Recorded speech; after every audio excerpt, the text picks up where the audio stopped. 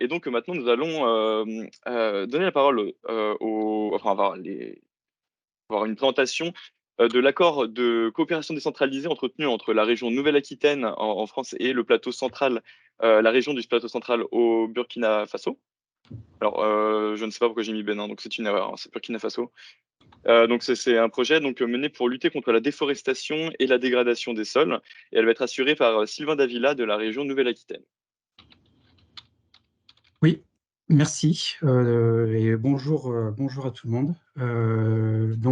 Effectivement, je travaille à la région Nouvelle-Aquitaine, à la direction de la coopération service international. Je suis chargé de coopération, c'est-à-dire très peu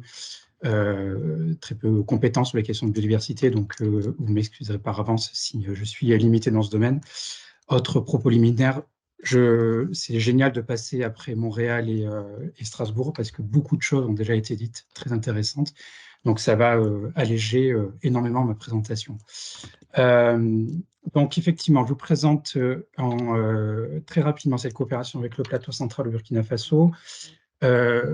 Juste en introduction, la Nouvelle-Aquitaine, c'est quoi? C'est ça, c'est ce qui s'affiche à l'écran. Un très gros territoire dans le sud-est de la France, 5,9 millions d'habitants, 3,5 millions de milliards de budget qui a été voté aujourd'hui pour 2023. 12 départements, des compétences obligatoires sur le développement économique, l'aménagement du territoire, la formation professionnelle, les transports, transport de train, de voyageurs, les transports scolaires du quotidien, la gestion des fonds européens en région. Comment la région travaille toutes ces compétences-là? Elle travaille dans une optique de planification, de chef de fila.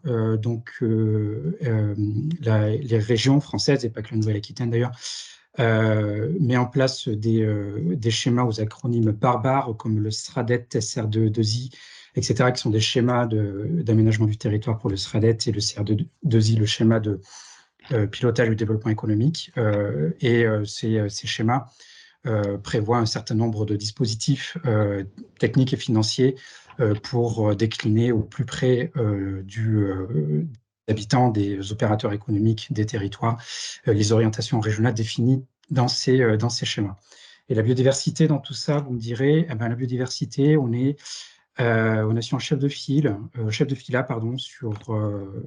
les questions de biodiversité au niveau régional. On travaille sur la gestion des parcs naturels et des réserves naturelles régionales. Comme c'est le faire la région, on a adopté une stratégie régionale pour la biodiversité en fin 2022 qui vise à sensibiliser, protéger et embarquer l'ensemble des acteurs du territoire dans les sujets prioritaires. On peut passer au diapo suivant. Alors, la coopération décentralisée de la région, elle est extrêmement volumineuse. Vous le voyez sur la carte, je ne vais pas la détailler. Donc, on a effectivement des coopérations avec le Québec, la province, des coopérations européennes et des coopérations, on va dire, plus, j'aime pas trop ça, mais sud, qui sont majoritairement sur l'Afrique subsaharienne. Et là, on va s'attarder sur la coopération avec le Burkina Faso et la région du plateau central. Les coopérations centralisées ne sont pas des compétences obligatoires, hein, je le signale, c'est une compétence optionnelle que peuvent porter la région. Donc, ce sont des choix de nos élus, hein, de coopérer avec ces régions-là et sur ces thématiques-là. Le plateau central, pour le situer, vous avez le Burkina Faso qui est en plein cœur de l'Afrique de l'Ouest, et la région du plateau central, c'est le petit territoire en forme de banane verte en plein cœur du pays. C'est une région de 977 000 habitants au dernier recensement, qui, comme toutes les régions subsahariennes, tu peux passer à la diapo suivante, s'il te plaît, est confrontée à de nombreuses problématiques de développement. On coopère avec cette région depuis les années 80. La coopération a commencé par des initiatives portées par des acteurs de la société civile, ex-Limousine, à l'époque, sur l'agroécologie, sur la culture, Il y a eu une telle massification des activités que la collectivité régionale de l'Aix-Limousin a décidé de s'engager elle-même en signant une première convention de coopération en 99. Donc après, bah, là, l'historique de la coopération, vous le voyez, elle a suivi les différentes évolutions institutionnelles dans les deux pays. L'objectif de cette coopération, c'est vraiment de faire en sorte que l'autorité régionale du plateau central monte en gamme et monte en compétence sur la gestion de ces compétences qui sont extrêmement variées et pour une collectivité malheureusement très peu équipée en termes de budget et de ressources humaines. Donc, tu peux passer à la diapo suivante. Pour entrer dans le vif du sujet, je vais vous présenter deux projets. Un projet de protection des espaces forestiers, un projet de reconquête de la qualité des sols. Pour illustrer les problématiques, je vous ai mis sur la gauche une carte de la dégradation des terres. On voit la bande rose-rouge sahélienne hein, qui correspond finalement à la bande du grand projet du projet pardon, de la Grande Muraille Verte. Ce sont ici les terres qui sont les plus dégradées ou les plus soumises à des phénomènes de sécheresse et d'appauvrissement. Sur la droite, je vous ai mis une illustration, donc au-delà de la carte, ce que c'est en réel, ces terres subsahariennes. Donc, on est là à la belle saison, la saison des pluies, donc il y a un peu de verdure et des bandes de terre de type savane herbeuses qui sont soumises à de très très fortes pressions. Sur ces terres, contrairement à ce que peut laisser penser la photo, des gens vivent. Tu peux passer à la diapo suivante. Des gens vivent et ont des besoins. Ils ont des besoins notamment en alimentation et donc en agriculture et en agroécologie. La vie sur ces terres, c'est absolument pas simple, pas évident, surtout ces dernières années, pardon, avec des phénomènes d'accélération du changement climatique et les effets du changement climatique. Les habitants ont des pratiques agricoles, on va dire, agressives. Ils ont énormément recours aux intrants chimiques. Ce qui a pour conséquence de dégrader les terres, des terres qui sont cultivées depuis de nombreuses années. Ces agriculteurs et ces habitants ont très peu de ressources pour revitaliser leur environnement, revégétaliser également leur environnement. Donc, on est sur un cercle vicieux de dégradation continue des sols face à une augmentation des besoins humains. Donc, face à cette urgence, on a, avec nos partenaires, décidé d'accompagner un projet de protection des ressources que je vous décris sur la diapo suivante. Et un projet de protection des espaces forestiers qui sont représentés sur cette carte, donc des espaces forestiers extrêmement dispersés et très peu gérés, donc soumises à la pression. Je vais passer très très vite, hein, je vais accélérer ma présentation. Donc, très simplement, on propose à des communautés riveraines des espaces forestiers qui travaillent sous statut de coopérative, donc essentiellement des coopératives de femmes, de passer au foyer traditionnel 3 pierres que je représentais sur la photo de gauche, un foyer amélioré. À droite, ça a l'air tout bête, et c'est tout bête. On est sur de l'innovation qu'on appelle low-tech, mais qui très directement conduisent à réduire la consommation de bois de 60%.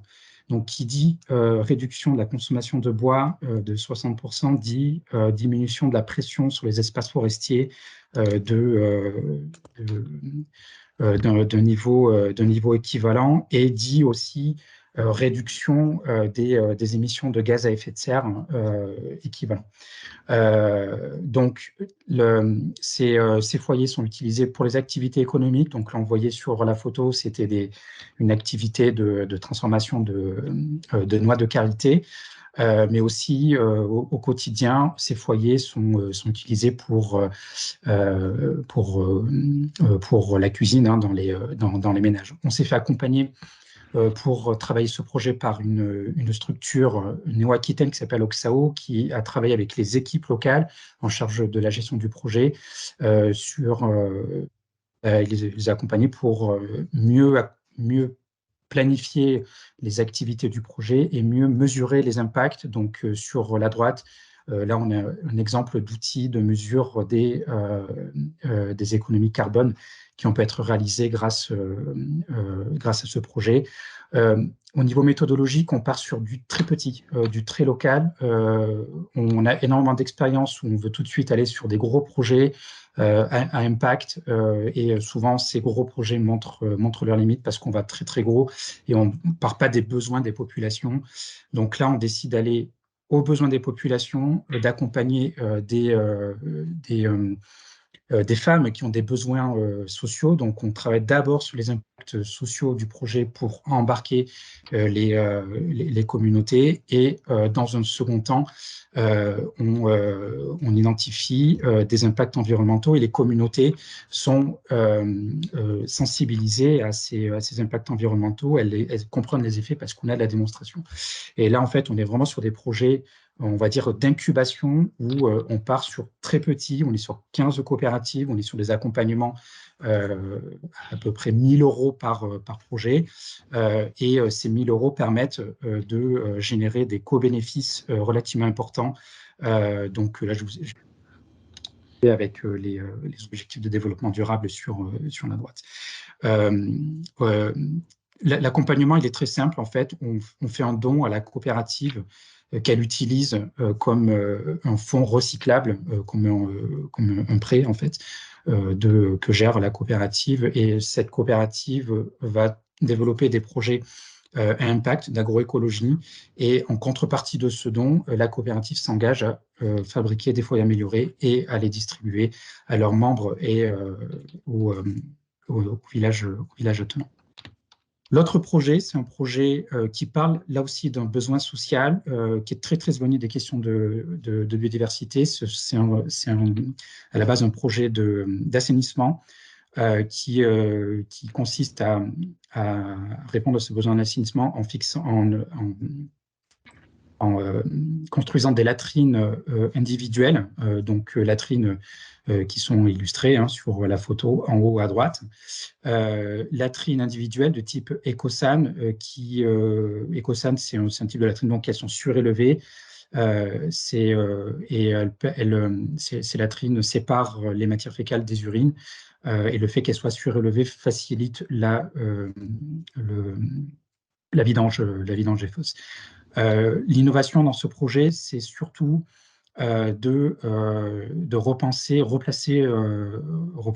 les hommes et les femmes et les enfants dans leur environnement, c'est-à-dire que leurs besoins sont gérés, sont perçus comme de la richesse, comme de la matière première de grande valeur, dans la mesure où ils sont utilisés en compost et en engrais liquide, avec des résultats agricoles extrêmement pertinents. Ce qui fait que ça marche, c'est que ces résultats agricoles qu'on démontre sur des champs de test embarquent l'ensemble des communautés. Sur les premiers villages test, on a mis en place ces projets. Aujourd'hui, on a 100%